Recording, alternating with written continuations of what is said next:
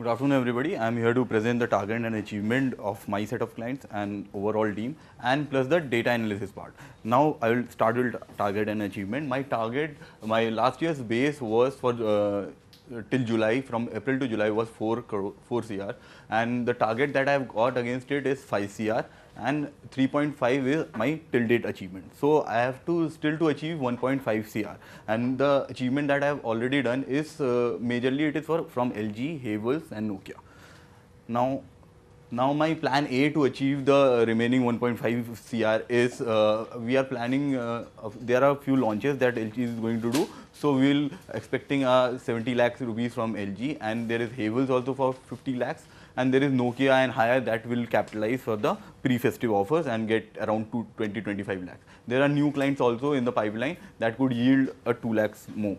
So that will amount to 1.47 crore. That is the remaining part. And then there is plan B. If in case we shortfall in some of the department in the last slide, we can go to these plan of action and create some advertorial for the high involvement products like I already said, the water purifier and the microwaves. So we can get some money from where there is no money at all coming from the advertising. Then there is contextual integration for FMCG clients like GSK, which Neelam already explained. Then there is our key is to add more and more advertorials, verticals, that is Nai Dunia, INEX, to the current portfolio of our existing clients. Then there is our pre-festive offers that we need to focus in order to yield more and more business and create a buffer, so we can have a buffer in the H2 also. Now I will What FMCG clients you handle? I don't handle GSK overall. And now I will take you through the data analysis. Well, let me tell you something before I go through that.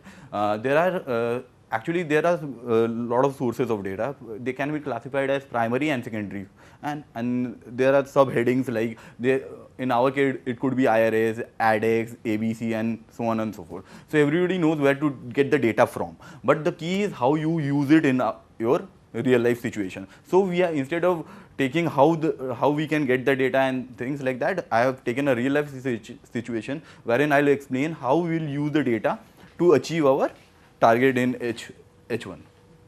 Now, for example, we have been doing these kind of things. For example, a lot of times it happens due to budget constraints. Amar Ujala gets 2 insertions and we get 1 insertion.